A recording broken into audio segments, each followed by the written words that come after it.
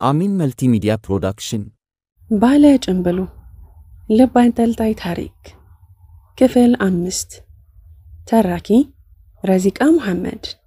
ለቻናላችን አዲስ ከሆናችሁ ላይክ፣ ሼር እና ሰብስክራይብ በማድረግ ቤተሰቦቻችን እንድትሆኑ በታላቅ አክብሮት እንጋብዛችኋለን። ሲፈን በጧት ተነስታ ሳሎን ውስጥ ከወዲያ ወዲህ እያለች ትንኮራደዳለች። ለባለ ጭንብሉ እንዴት አድርጋ በማይጎዳው መልኩ ማንነቱን እንደምትነግረው እያሰበች ነው። ሲሰማስ ምን ይል ይሆን? ጨርሶ ውሸት ነው ብሎ ይከራከረኝ ይሆን ወይስ በራሱ አፍሮ ዝም ብሎ ይጠፋ ይሆን? እንጃ። ሴፍ ልትወጪ ነው? ሮዛ ነበረች መሃል ላይ ቆማ ስታያት። አዎ ምን ነው አለች ሲፈን። አይ የሆነ የምደርስበት ቦታ ነበረኝ እና እግረ መንገድሽን ብታደርሽኝ ብዬ ነው ከተመቸሽ። ይቻላል ግን መኪናሽስ ወደ ሱቅ ሳትሄጂ? መኪናዬ ገራጅ ናት፣ አጉል ጸባይ አምጥታለች። ሱቅ እገባለሁ፣ ቅዳሜ ጉዳይ አለኝ። ይመችሻል? እሺ የዚህ ቤት ጉዳይ አልቅ፣ መቼም ሁሉም ሰው ሚስጥር አለው ብላ ሲፈን ቦርሳዋን አንስታ ወጣች። እንዴ ፍጥነት! ቆይ ጠብቂኝ፣ ማሚ እንደነዋይ ልበላትና ልምጣ አለች። ሞተር እስከማሞቅ ነው ደግመሽ ተኝተሽ ልትነሺ ነው አለች ሲፈን ደረጃውን እያወረደች። አይ እዚህ ቤት ታላቅ ታናሽ የለ፣ የት ሂጄ ልከበር እያለች እያሾፈች ወደ እናቷ ክፍል ገባች። እናም እናቷን ትንሽ አውርታ መልካም ቀን ብላቸው ወደ ሲፈን ተመለሰች። ኤዶም በእናቱ ዝምታ ተጨንቋል። አንድ ነገር ብትናገር ነው የሚሻለው ከዝምታዋ። ምስኪን እናቴ አዳም በጣም እንደሚናፍቃት ታውቃለሁ፣ ግን ምን ማድረግ እችላለሁ? እኔ በምን መልኩ ልመልሰው እችላለሁ?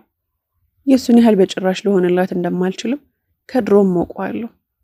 እማዬ ፈጣሪ እርዳሽ እንጂ ሌላ ምን እላለሁ ይላል እናቱን በስስት እያየ። እናት ከተቀመጡበት ሆነው ሲቆዝሙ ቆዩና ድንገት ተነስተው ቆሙና ኤዶም አብሮ ብድግ አለ። ኤዶሜ የኔ ዓለም አይዞህ አትጨነቅ፣ ቤተ እምነት ሂጄ ተሳልሜ ልመጣ ፈልጌ ነው፣ በል ነጠላይን አቀብለኝ አሉ የኤዶምን ጉንጭ እየነካኩ። እሽማ ጥሩ ነው፣ እኔም ልምጣ? አያይ አንተ በኋላ ትሄዳለህ፣ እዚሁ ሁን፣ ምን እንደሚፈጠር አይታወቅም አሉ ጽጌ ነጠላቸውን እየለበሱ። እሺ ካልሽ ግን እናቴ ራስሽን ጠብቂ እሺ ብሎ ጉንጫቸውን ሳም አድርጎ እቅፍ ካደረጋቸው በኋላ እማ አንቺ አንድ ነገር ከሆንሽ ምን እንደምሆን አላውቅም አለ ኤዶም በውስጡ። አቶ ይፍሩ ከአቶ ይርጋ ጋር ምክር ይዘዋል። የገዳቸውንና ሊጎዳቸው ያሴረውን ሰው ለመበቀልም ቋምጠዋል። የእንዴት ተደፈርኩኝ ቁጭትም አንገብግቧቸዋል። እንዴት ባጎረስኩ፣ ተካፍለን እንብላ ባልኩ፣ ስንት ነገሬን በግልጽ ባሳየው፣ እንደራሴ ቤተሰብ ባየሁት፣ ጓዳ ጎድጓዳይን ባስጎበኘው እኔ ላይ ሌላ ወንበዴ። ግን ቆይ እኔ አይደለሁም አላወከኝም የቆረጥኩኝ ለት ምንም እንደማይመስል እያሉ ምንም በማያውቁት አቶ ዩሱፍ ላይ አምርረው ይዝታሉ። በተቀመጡበት ሆነው አልፎ አልፎ ጠረጴዛውን ይመታሉ። አቶ ይርጋ የሸረቡት ሴራ ግቡን እንደመታ ስላወቁ ውስጡን ተደስተዋል። ዩሱፍ ድሮም ከኛ ጋር ስራ የሚሰራ ሰው አልነበረም። እንዳያገኘነውን ውሰድብን ብሎ ከመጥራት በስተቀር ምንም ነው የማይፈይደው። ነገር ግን አላይደል አጉል ጓደኝነት ስምምነት ይዞን እንጂ እሱ ጋር ያንን ሁሉ ቃ ያወጣን ስናስገባ የተለየ ነገር አድርጎ ራሱን መቁጠር ጀመረ። ከፈለገ ግን እንደሱ አይነት መጋዘን ማዘጋጀት ለኛ ቀላል ነው። እንካ በእንካ ነው ጨዋታው። ይሄ ለኛ መች ከብዱ እያሉ ለአቶ ይፍሩ ተጨማሪ ተንኮል እየነገሩ ማነሳሳቱን ገፍተውበታል። አሁን እኔ የምልህ ሰዎችን አዘጋጅተሃል አሉ ይፍሩ ኮስተር እንዳሉ። አዎ ሁሉም ተዘጋጅተዋል። ይርጋ ምን ማለት ነው ሁሉም? ለአንድ ኩስማና አንድ ባትሊዮን ጦር ልትመድብ ነው እንዴ አሉ በመገረም። አይ አንተ ሁሉንም ስልኮ ያው ሶስቱን ታማኞችን ማለቴ ነው አሉ ይርጋ በተንኮል የተጨማለቀ ልባቸው ምንም አይነት ሐዘኔታ ሳይታይበት። ጥሩ የሁድና አየር ግን በጭራሽ እንዳይተነፍስ አስጠንቅቃቸው አሉ ይፍሩ ንዴታቸው ሳይበርድ። አረ ምን ሲደረግ ይሄ ካዲ ቀጣይኝ ያልነበርኩ እንዴ አንተን ካጠቃ በኋላ አሉ እየተቆጩ በመምሰል። አቶ ይርጋ ዩሱፍ ያበደሯቸውን 500 ሺህ ብር እሳቸው ጋር እንደሚቀርና አንዳንድ ለዩሱፍ ያልተካፈሉት እነሱ ጋር የሚቀሩ ንብረቶች ትዝ ብሏቸው እረኩ፣ ተደሰቱ። ከዚህ በኋላ የሶስት ሰው መሆኑ ቀርቶ ማንኛውም በህገ ወጥ መልኩ የሚያስገቡት ዕቃ የሁለት ሰው ጥቅም ብቻ ይሆናል። የኤፍሮንም ነገር ወደፊት የሚታሰብበት ይሆናል። አቶ ይርጋ ሸፍጥ አደረጉ፣ ጎነጎኑ፣ ነገሮችን አወሳሰቡ፣ ሞትንም በአጉል ጠሩ። ዶክተር መስፍን አዳምን አንዳንድ ጥያቄዎችን እየጠየቀ ፍንጭ ለማግኘት ይጥራል። ስሙን እንዲያስታውስ ቤተሰቦቹን፣ ያደገበትን ትምህርት ቤቱን፣ እንዲሁም የሰፈር ጓደኞች፣ ጎረቤቶቹን እያለ የተለያየ ሐሳብ እያነሳ አንድ ነገር እንዲያስታውስ ሊረዳው ሙከራ ያደርጋል። ግን አንዳንድ የልጅነት ስዕል ይመጣለትና ጥፍት ይልበታል። ከዚህ ልምምድ ግን ትንሽ ጥቅም አግኝቷል። ተቆራርጦ የመጣለት ምስል በስተመጨረሻ ቤተሰብ እንዳለው አሳይቶታል። ግን ምን አይነት፣ እነማን፣ ስንት የሚለው ግልጽ አልሆነለትም። እና እንግዲህ ዛሬ ሁለቱም ከቤት ሳይወጡ የአዳም ተስፋ የሆነችውን ሲፈንን በጉጉት እየጠበቁ ነው። አዳም ዶክተሩ ባይናገረው የሰው ቤት ያለ አንዳች ጥቅም ማለማደሩ አሳስቦታል። ይህች ልጅ ሚስጥሯ ምን ይሁን? ደሞ ቆንጆ ናት፣ ደሞ ጓደኛዬ ናት። ግን ለምን ሸሸችኝ? ዛሬስ ትመጣ ይሆን? ቃሏን ትጠብቅ ይሆን? ወይስ እንዳመሏ ስልኳን ዘግታ ትጠፋለች? ሲፈን መጣለች። የመኪና ድምጽ ተሰምቶኛል። ወጥቼ ሊያት አለ ዶክተር መስፍን በመቋመጥ አይነት ሲፈንን ወዷት ነበርና ዳግም በመምጣቷ ተጠቃሚ እንደሚሆን ይሰማዋል። አዳም አብሮት ተነሳና ወደ በሩ ሄዶ አዎ ሲፈን ናት። ጸጉሯን ወደ ታች ሰብሰብ አድርጋ ይዘዋለች። አጠር ያለች ሰማያዊ ቦዲ ተልተል ባለ ጥቁር ጅንስ ሱሪ አድርጋለች። በእጇ ቀለል ያለች ቦርሳ ይዛለች። ሁሉም ነገር በዛ ሎጋ ቁመኗ ላይ ይስማማል። የመኪናዋን በር ከዘጋች በኋላ እዛው እንደቆመች ሁለቱንም በጭንቀት ያስተዋለቻቸው ነበር። ዶክተር መስፍን ወደ እሷ በመቅረብ ሰላም ካላት በኋላ ወደ ቤት እንድትገባ ጋበዛት። እሷም ተከተለችው። አዳም አጠገቡም ስትደርስ ስግብግብ ብሎ አቀፋትና ሳማትና አቀረቀረ። ሲፈን ትንፋሿ ቀጥ ያለ መሰላት። ድንግጥ አለች፣ አሳሰባት። ሁኔታው እሷ ልትነግረው ካዘጋጀችው የአንዱ ቀን ታሪኩ ጋር አልሄድ አላት። ያሳዝናል፣ ግን ምንም ምርጫ የላትም። ዶክተር ግን ፍጹም መስማት የለበት። ሲፈን ደህና ነሽ? ምን ነው ለምን ጠፋሽ? ንገሪኝ አጣደፋት። ከእቅፏ አውጥቶ እጇን እያያዛት አረ ቤት ገብታ ትቀመጥ፣ ቅድሚያ ተረጋጋ፣ ትደርሳለህ ለሁሉም አለ ዶክተር መስፍን። እናም ገብቶ ተቀመጡ። የሚጠጣ ነገርም ጋበዟት። ለስላሳ መጠጥ ሚሪንዳ አለችው። ለነገሩ ነው እንጂ ከልብ አይደለችም። በጭንቀት ተወጥራለች። አዳምም ለመስማት ጓጉቷል። ስለዚህ ጥያቄውን ጀመረ። ሲፈን ማን ነኝ? እኔ እንጃ፣ እኔ እርግጠኛ አይደለሁም። ዶክተር ብቻውን ላናግረው አለች ድምጿ ስለል ያለባት። ምን ነው የተለየ ነገር ነው የምትነግሪኝ? አለ ባለጭን ብሎ አዳም መፍራት እየጀመረ። አይ እኔ ማቀም ብቻ ነው የምነግርህ። ለዶክተር ከፈለክ በኋላ ትነግረዋለህ አለች ሲፈን። አይ ችግር የለም፣ ለአንተ የሚጠቅም ይሁን እንጂ እኔ ወጣ ብዬ መልሳለሁ። የምትፈልገው ነገር ካለ ላመጣልህ እችላለሁ አለው ዶክተሩ። አይ አመሰግናለሁ አለ አዳም። ዶክተሩም ወጣ ሄደ። ሲፈን እስኪርቅ ጠበቀች። እናም ወደ ባለጭን ብሎ ዘወር ብላ ግራ ገባት። ያንን መልካም ፊት ስታይ አቅም አጣች። በይ እባክሽ ማንም ልሁን ማን ለመቀበል ዝግጁ ነኝ አለ አዳም በጉጉት እየወተወተ። እኔ ብዙ የምነግርህ ነገር የለኝም። እና ምንድነው? ቆጣ አለ። ማለቴ ብዙ አላውቅህም፣ ግንኙነታችን የአንድ ቀን ነው፣ ለዛውም የሌሊት አለች ፍርሃት እያላት። ምን? የአንድ ሌሊት ቡና ቤት ነው የሚሰራው? ምን እያልሽ ነው? መጠጥ ቤት ነው የተደባደብኩት? ስጠጣ ነበር የተመታሁት? አያይ እቤቴ ገብተህ ማለቴ ነው። አንተ አላውቅም፣ ብቻ የሌሊት ዘራፊ ነህ። ግቢያችን ገብተህ ሁለት ውሾቻችንን ከገደልክ በኋላ እኔ ክፍል በመግባት ልትደፍረኝ ስትሞክር ድንገት ባሰማሁት ድምፅ እናትና አባቴ ደርሶ አስጣሉኝ። ሲፈን የዛን ዕለት ሁኔታውን ድንገት ሲታወሳ ስሜታዊ ሆነች። አዳም እየተናደደ መለሰ። ውሸታም ነሽ። ስላስጨነኩሽ ብቻ ፈጥረሽ ማውራት ጀመርሽ? አይ አይደለም፣ ሽጉጥ ይዘህ ነበር። ቀጥታ እኔን ለመድፈር ሳይሆን ለዘረፋ ነበር የመጣኸው።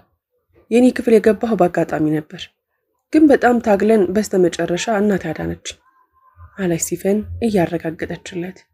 ለማመን ከበደው። እኔ ሲፈንን አስገድጄ? ጓደኛ አይደለችም ለካ። ቁጭ ብድግ አለ። ዘገነነው። ራሱን ለማረጋጋት ሞከረና እሺ ከዛስ ማን የደበደበኝ አለ ተጨንቆ አይኑን እያሸ። በመጀመሪያ አባቴ ሽጉጥ ስለነበረው በሽጉጥ እያስፈራራ ይዞ ወጣ። ከዛ ቆይቶ ተመለሰ።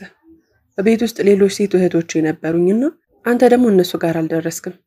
እነሱም ስለ ሁኔታው እስካሁን አያውቁም። እኔና እናቴ እነሱም እንዳይሰሙ አባቴን ድምፅ አጥፍተን ጠብቀን መጣ። ከዛ ስንጠይቀው ትንሽ ጎሽም አድርጎ እንደለቀቀህ ነበር የነገረን።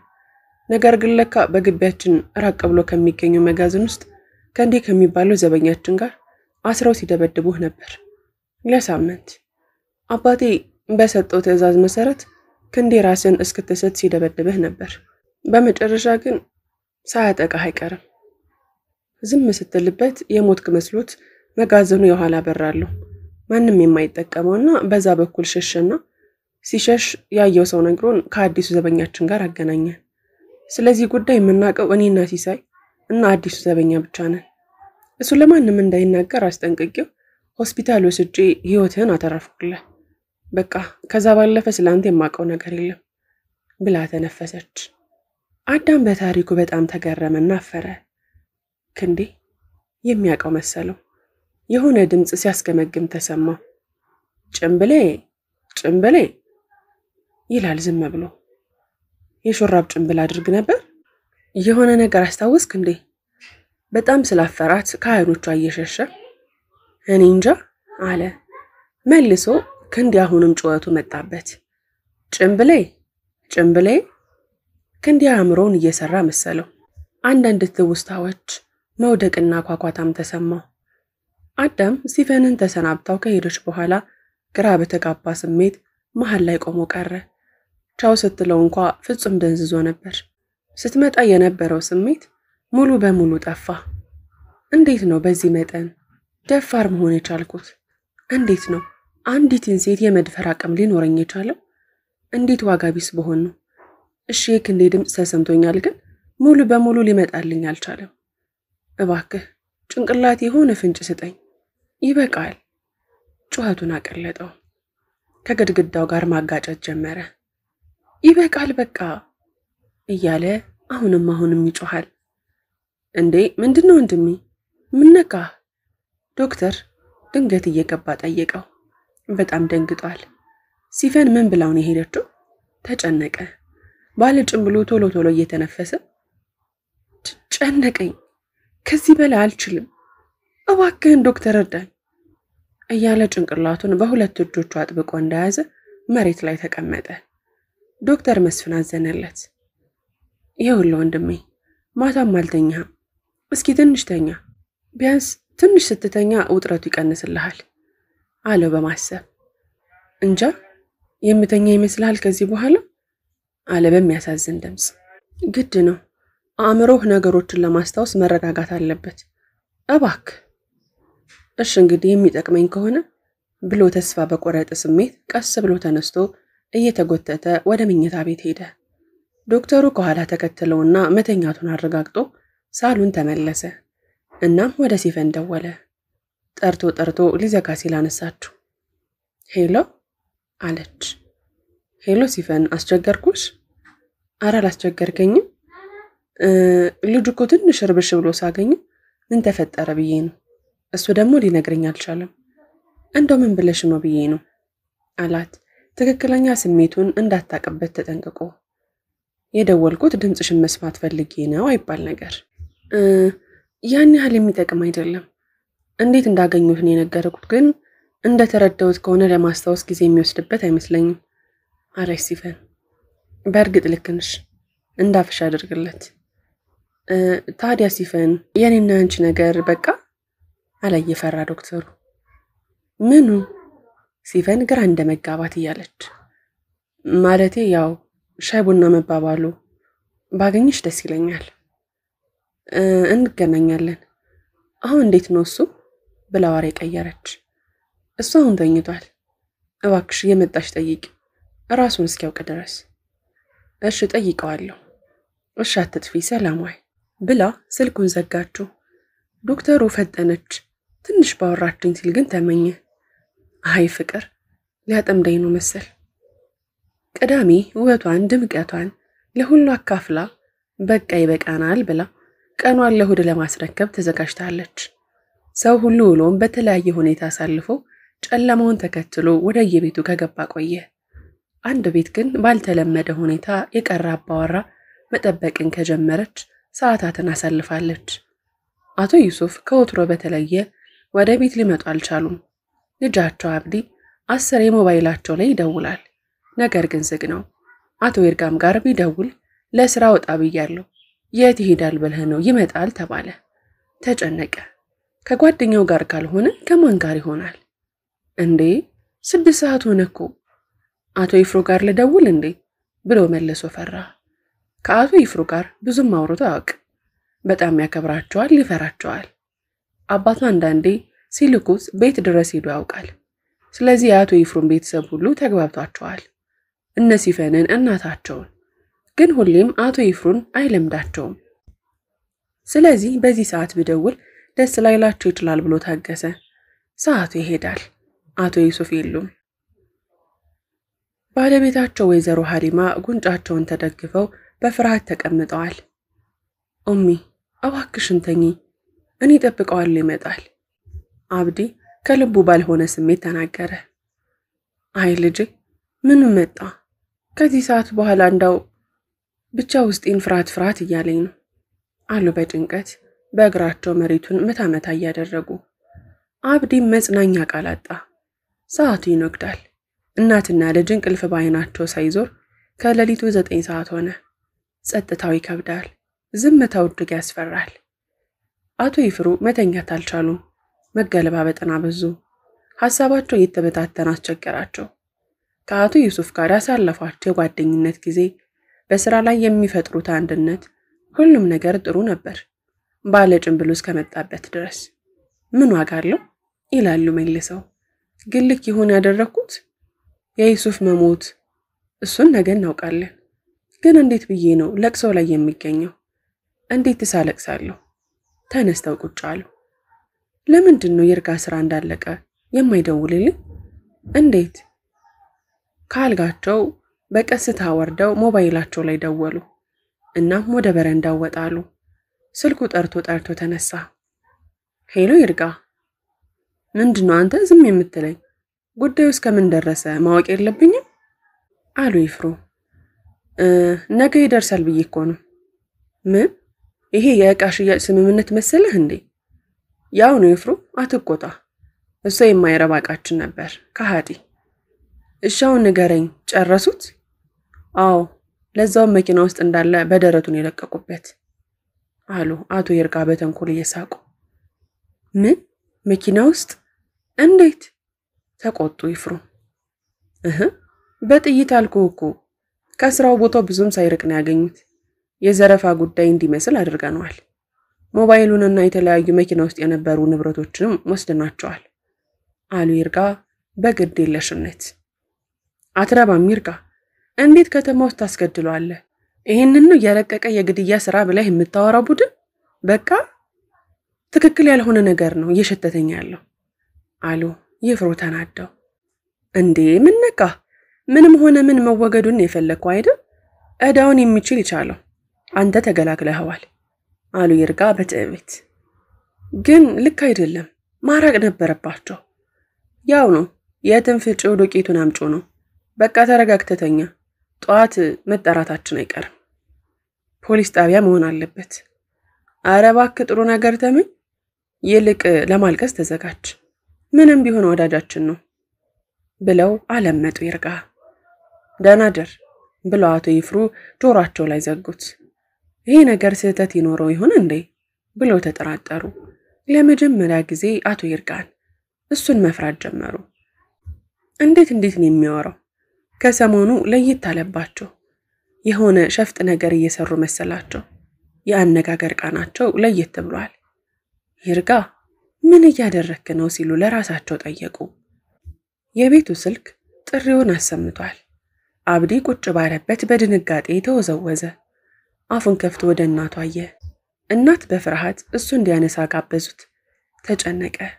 ስልኩ መልሶ ጮኸ። አብዲ አፉን ደምደም አለው። ስልኩ ተደገመ። የሞቱን ተነስቶ ሄሎ አለ። ሄሎ የአቶ ዩሱፍ ቤት ነው አለ። የሴት ድምጽ ነበር። አዎ። አብዲ ተንቀጠቀጠ። ከሆስፒታል የምደውልልህ፣ ተረጋግተህ ሰማኝ። አባ ምን ሆነ? አብዲ ተንተባተበ። የአቶ ዩሱፍ ልጅ ነህ? አዎ እባክሽ። አባቴ ምን ሆነ? ተረጋጋ። አባትህ በጥይት ተመቶ ነው እኛ ጋር የመጡት። ቶሎ መምጣት አለብህ። አብዲ የሚለው ጠፋው። የሚወድቅ መሰለው። ግድግዳውንም ተደገፈው። በእጁ ስልኩን ለቁ። እናት ስልኩን እያነሱ ድምጽ የለም። በስተመጨረሻም ገደሉት። እሱን የሚገሉት የገዛ ጓደኞቹ ናቸው ብዬ ነበር። ገደሉት። ዩሱፊ አውቄው ነበር። አንድ ቀን ያጠፋዋል ብዬ ነበር። የአብዲና ጮሁ። አብዲ የእናቱን ጮኸት አነቃውና ተነስቶ ሮጠ ወደ ሆስፒታል። ከንግድ ቦታቸው ብዙም አይርቅም። አብዲ ከድንጋጤው የተነሳ ስለ መኪናም አላሰበም። ብቻ ወደፊት ሮጠ። እናት አብዲን ተከትለው እየተቃኑ እየተደፉ አብረው ሮጡ። አብዲ ከፊት እናት ደግሞ ከኋላ እየተከታተሉ ወደ ሆስፒታል አቀኑ። ክፍል 6 ይቀጥላል። ታሪኩን ከወደዳችሁት ላይክ፣ ሼር፣ ሰብስክራይብ ማድረጋችሁን እንዳትረሱ። ስለምትከታተሉንና ከኛ ጋር ስለሆናችሁ ከልብ አድርገን እናመሰግናችኋለን።